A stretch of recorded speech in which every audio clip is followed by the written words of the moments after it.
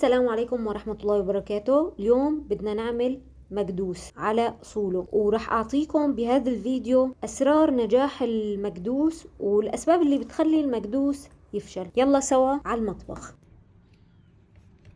عندي هون 5 كليات باذنجان كتفي أو حمصي. أنا اخترت هاي النوعية من الباذنجان لأنه بتجي بذريته صغيرة. طيب أنا شو بستفيد إذا كانت بذريته صغيرة؟ لما بتكون بذرية الباذنجان صغيرة ما بيكون مر. رح أفرجيكم هلأ بالفيديو الفرق بين البذرية الكبيرة والصغيرة. وعلى فكرة حتى هاي النوعية من الباذنجان لازم ونحن عم نملحه نفتش، لأنه بيطلع لنا كم وحدة مرين نشيلهم نكبهم. يعني أنا جبت 6 كليات، كبيت كيلو كامل منه لأنه طلعت بذريته كبيرة. خليكم معي.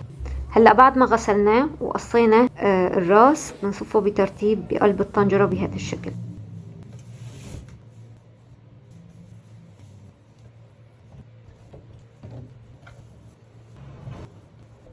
المي اللي بدي اسلق فيها الباذنجان لازم تكون مي معقمة مبردة من قبل، او لازم تكون مية فيجة. هلا هون بحط لها صينية وبحط لها تقلة منشان الباذنجان ينزل لتحت ويتغمر بالمي. هلا مثل ما شفتوا يا صبايا حطيت المي باردة. يا صبايا اكبر غلط انه انتي تحطي مي سخنة للباذنجان لسلق الباذنجان. لما بتحطي المي سخنة اول شي بيلطش لونه، بيصير لونه غامق، ما بيطلع لونه ابيض. تاني شي بيصير قاسي. هلا النار تبع الباذنجان لازم تكون وسط، ما بصير تكون عالية، لانه اذا حطيتي النار عالية هينهرى من برا ومن جوا ما رح ينسلق. طبعا وموضوع الكمية بيلعب دور. اذا انت حاطة طنجرة كبيرة حاطة فيها 7 كليات ما في مشكلة انك تعلي النار، بس اذا كانت الكمية قليلة كليين 3 لازم تكون ناره وسط. هلا الباذنجان شقد بده وقت لحتى ينسلق؟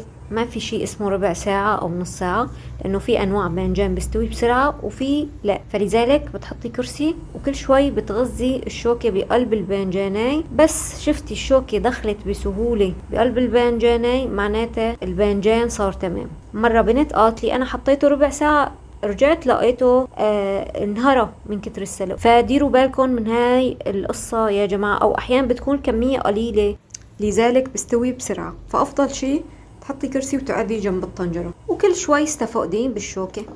لما بدك تشوفي الباذنجان اذا استوى ولا لا وتغذي بقلبه الشوكة لازم تعرفي انه من تحت حيكون مستوي بس من فوق محل الراس حيكون قاسي. فما تخافي ابدا، عادي. هلا بعد ما تأكدت انه خلاص استوى رح اصفي المي عنه واكب له مي باردة لحتى يبرد ويوقف عملية الاستواء. بغير المي عنه كذا مرة لحتى تصير المي باردة تماما.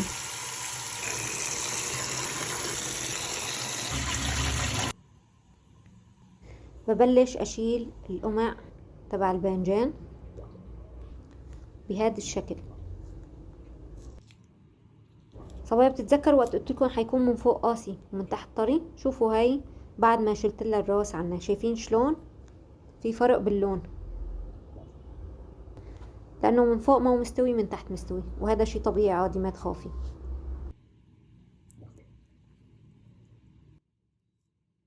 شايفين شلون قلب الباذنجاناي لازم يكون هيك ابيض بذري بيضة، وهيك لازم يكون لونه.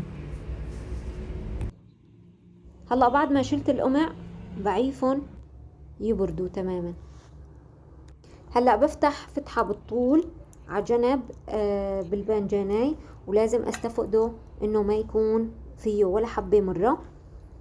طبعا الباذنجان المر بتكون بذريته كبيرة وغامقة مثل هاي، بينما اللي مر بيكون بيضة، بذرته بيضة وناعمة بهذا الشكل.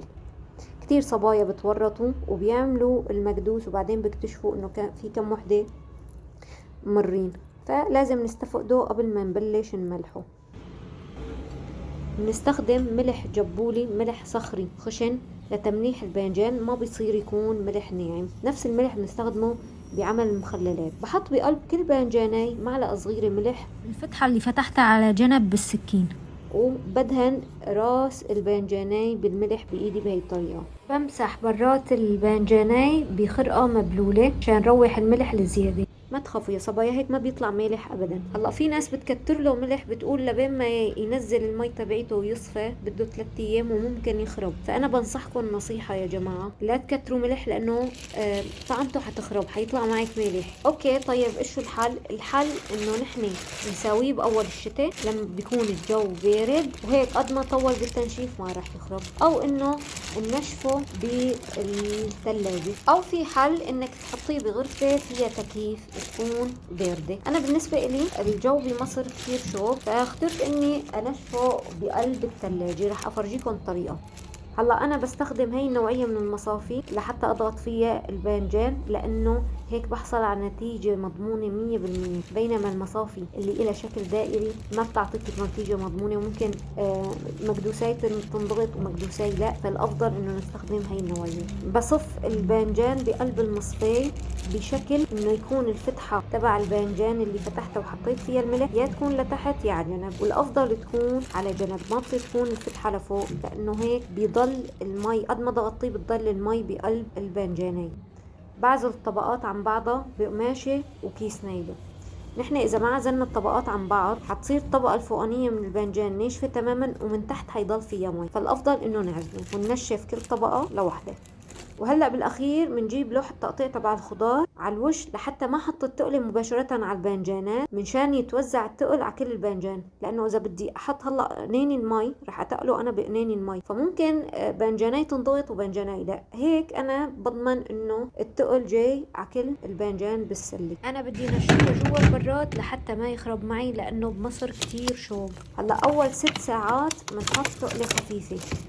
يعني انا حطيت هون 6 قنينة مي، بس انا عندي كمية الباذنجان كتيرة. اذا كانت الكمية قليلة ما تكتري قنينة منشان ما تنهرس معك الباذنجانية. اول 6 ساعات وبعدين منبلش نتقل بالوزن اكتر. كل يوم بطالع الباذنجان، بغير صفته، اللي كان تحت بطالعه لفوق واللي كان فوق بحطه تحت، وبغير القماشة. وما بنسى انه عيف الفتحة لتحت، برجع بصفهم والفتحة لتحت او على جنب يا صبايا. هاي النقطة كتير مهمة لانه بيضل محبس. اذا كانت الفتحة لفوق حيضل محبس مي. زودت التقلة بطردين مي، ل5 كيلو حطيت له طردين مي.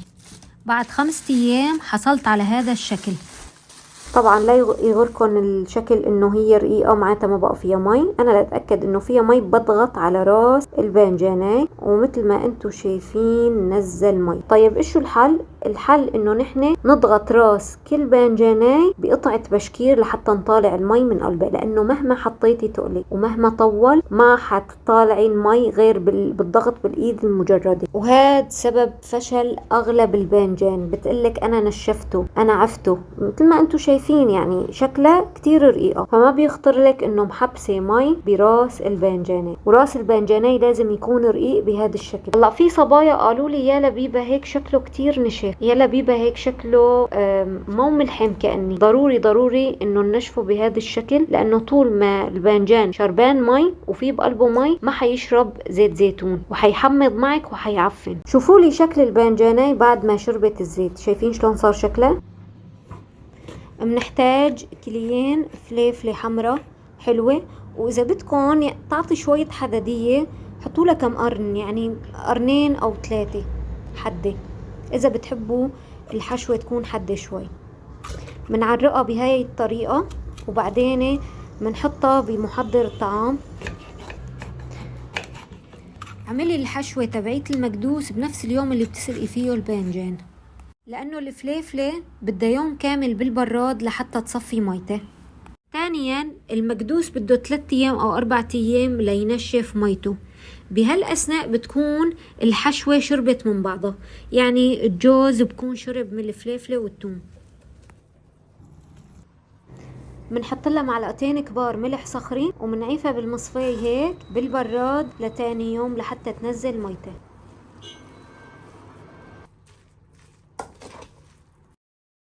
بنحط لكل كيلو باذنجان راس توم. بالنسبة للتوم في كتير ناس ما بتحب انه يكون التوم ظاهر بالمكدوس، فحطي بالحشوة ودوقي لبين ما يصير الطعم مناسب بالنسبة إلك.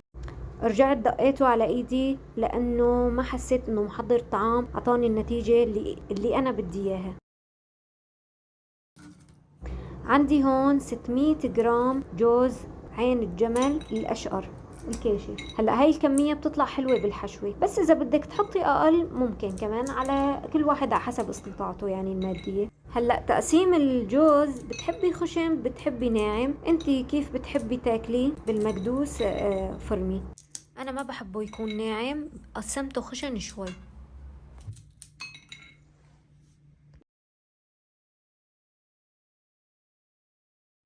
هلا خلصت تقسيم الجوز، شوفوا شلون خشن مو ناعم ابدا، انا هيك بحبه.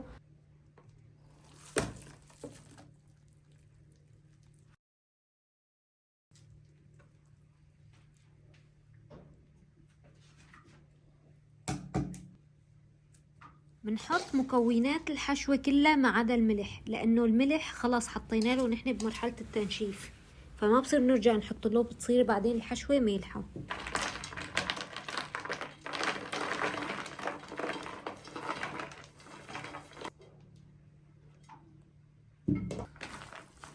اذا بدكم حطوا له زيت زيتون بالحشوة اذا بتحبوا، بس هيك رح نحطه بالقطرميز وحتشرب زيت زيتون.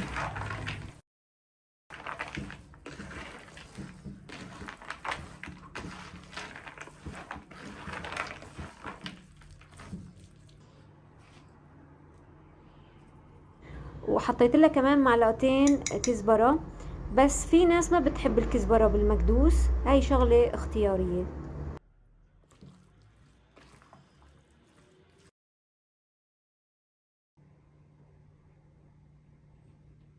راح احط لها معلقتين خل ابيض للحشوة، لانه الجوز بيجي عندي شوي مغبر، فبخاف يعمل لي مشكلة بعدين، يعمل لي عفونة او شي.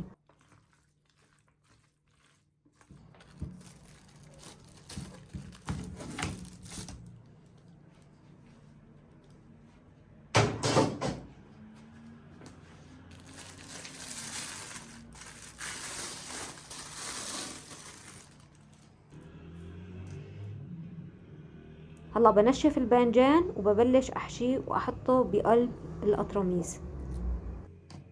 يا سلام، شوفولي هالباذنجانات ايش قد رقاق.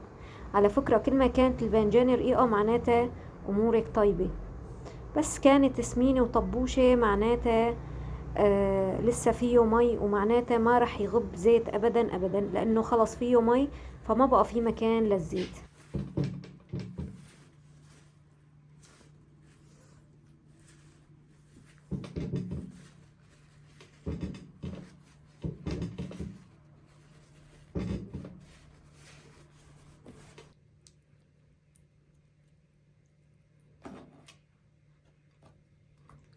هلا بالنسبة للحشوة، بتحبي تحشيها كتير بتحبي تحشيها قليل، بس طبعا كل ما كانت حشوتها كتيرة بتطلع أطيب المكدوسة. وهلا خلونا نحشي هدول المكدوسات ونحكي شوي عن المشاكل اللي بتصير اثناء عمل المكدوس وشو السبب اللي بيخليه يفشل. اسمعوا وانتبهوا لكل كلمة رح اقولها، كتير كتير كتير مهمة هالملاحظات. اذا عملتي مكدوس على طريقتي مستحيل يطلع فيه مشكلة ابدا، لا يكون حامض ولا مالح، ولكن اذا كنتي عملتيه على طريقتك وطلعت عندك هاي المشكلتين رح اقلك الحل. اذا طلع عندك المكدوس محمض، فضي الحشوة من قلبه واعمليه مخلل. السبب اللي بخلي الباذنجان يكون حامض هو انه ما تنشف منيح من المي، لسه فيه بقلبه مي. اذا طلع مالح، شوفي اول شي الحشوة مالحة ولا الباذنجانية نفسها مالحة. اذا طلعت الحشوة مالحة فضي الحشوة وزيدي عليها فليفلة. طلع الباذنجان مالح، فضي الحشوة منه وعمليه للباذنجان مخلل. وهيك بناخد الحشوة وبنجيب باذنجان من اول وجديد وبنرجع بنسلقه وبنعمله هيك، ما بتكوني لا خسرتي الزيت ولا خسرتي الحشوة ولا خسرتي الباذنجان، عملتي مخلل. هلا اللي بقولك روحي فضي قلبه من قلبه الحشوة ورجعي سلقيه ورجعي صفيه، فبحب ابشرك انه حيعفن، لانه انت من قبل عيفتيه 3 ايام يصفي تمام، وكان حيقطن معك، وهلا هترجعي تضيفيه كمان 3 ايام ليصفي، فحيخرب معك 100%، يعني حتروحي منه الملوحة وحيصير قلبه معفن. ومو بس هيك، كمان هيهتري لانه انت سلقتيه اول مرة ورجعتي سلقتيه تاني مرة. طبعا رح تسألوني كيف رح نعمل المكدوس الخربان مخلل. يا صبايا رح انزل فيديو مخصوص لحتى اعطيكم طريقة تحضير مخلل الباذنجان، ورح احط فيه ملاحظة انه المكدوس الخربان كيف رح نعمله مخلل، رح يكون موجود على القناة. هلا رح تجيكي وحدة تقلك اذا غيرتي الزيت بيخف الملوحة، كمان هاي الطريقة فاشلة، لأنه نحن منا بحاجة لنغير الزيت اللي بقلب القطرميز، نحن بحاجة لنغير الزيت اللي بقلب المكدوساي نفسه، وهذا الشيء من سابع المستحيلات إلا إذا حطيتيه بالمي، لأنه الزيت ما هو مادة منحلة، الزيت مادة عازلة، وطول ما المكدوساي شربانة من الزيت القديم فما رح يتغير طعمته أبدا، حتضل مالحة. من المشاكل اللي بتصير معك انه بيطلع معك المكدوس قاسي، مع انه انتي سلقتيه منيح وغزيتي الشوكة بقلبه ودخلت بكل سهولة، وجيتي عفتيه شهر قلتي لحالك بلكي بيطرى على الزيت. لما بيكون الباذنجاني فيها مي بالتالي ما حتشرب زيت، واذا ما شربت زيت فما حتطرى، وبالتالي بيكون قاسي لانه ما تنشف منيح من المي، او بيطلع قاسي لانه معبي القطرميز لتمه باذنجان، وهذا الشيء ما سمح للمكدوساي انها تشرب زيت الا لكمية قليلة، لانه المكدوساي وقت بتشرب زيت بتكبر، واذا محطوطة بمكان ضيق فما حتقدر تشرب زيت. بالنسبة لقطرميز المكدوس ما بيصير نعبيه لتمه مكدوس، لازم 3/4 ونعيف ربعه فاضي، لانه اذا ضفنا له الزيت وربعه للقطرميز فاضي هيك نحن بنسمح للباذنجانية تشرب زيت اكتر ويتضاعف حجمها براحته بقلب القطرميز. هلا على مدار 3 ايام بدنا نضل نحط له زيت، كل ما حطينا له حتنقص، كل ما حطينا له هتنقص، بس صار الزيت عندك ثابت ما بقى بينقص بقلب القطرميز، هيك بيعطيكي مؤشر انه الباذنجانية اخذت كفايتها من الزيت، وانه انا المي اللي نزلتها من الباذنجان عوضتها بالزيت، وهيك ما بقى في مجال لحتى يخرب ابدا. من علامات نجاح المكدوس انه بيشرب كتير زيت. ليش؟ لانه ما في بقلبه مي، بس لما بتشوفي المكدوس عندك ما بيشرب زيت وما تغير كمية الزيت عندك ما نقصت بقلب القطرميز، فهون عندك المكدوس في خطر، معناتها لسه في بقلب المكدوس مي.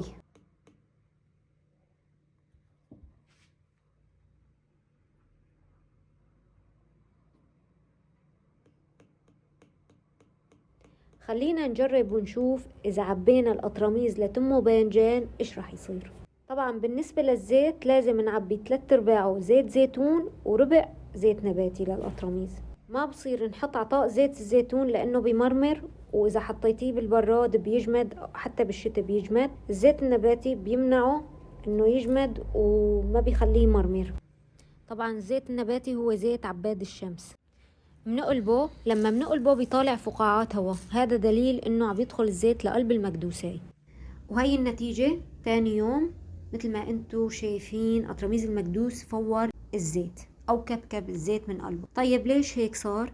لانه عبيته لتمه مكدوس، لازم اعيف ربع فاضي، لانه امتصاص الباذنجان للزيت بيتوقف على قد المساحة اللي هو محطوط فيها. إذا كان المساحة كبيرة بيمتص زيت أكتر وبتضاعف حجمه أكتر، إذا كانت المساحة صغيرة فهو ما رح يقدر يمتص زيت غير كمية بسيطة والباقي حيكبه. فكتير ضروري إنه نحن نحطه بقطرميز ربعه فاضي، لأنه إذا ما أخذت الباذنجانية كفايته من الزيت حيطلع قاسي ويخرب. بضل بستفقده كل يوم، وكل ما نقص الزيت بحط له زيت، هيك لحتى اتأكد تماما انه وقف الباذنجان امتصاص زيت، ولازم يكون وجهه متغمر زيت.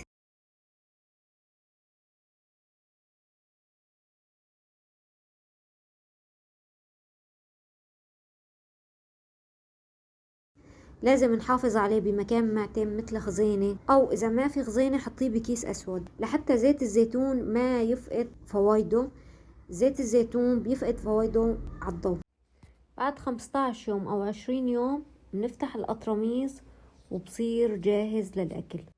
طبعا استوى المكدوس واكلت نص القطرميز وما فضيت اصور النتيجة، فبعتذر منكم، بس هاي النتيجة كان كتير كتير طيب، وحتدعولي كتير كتير جربوه. وبعد كل هالحديث كله بنستنتج انه سبب كل الاخطاء والمشاكل اللي بتصير ونحن عم نعمل المكدوس هو سببه عدم تنشيف المكدوس منيح او الباذنجانية منيح من المي.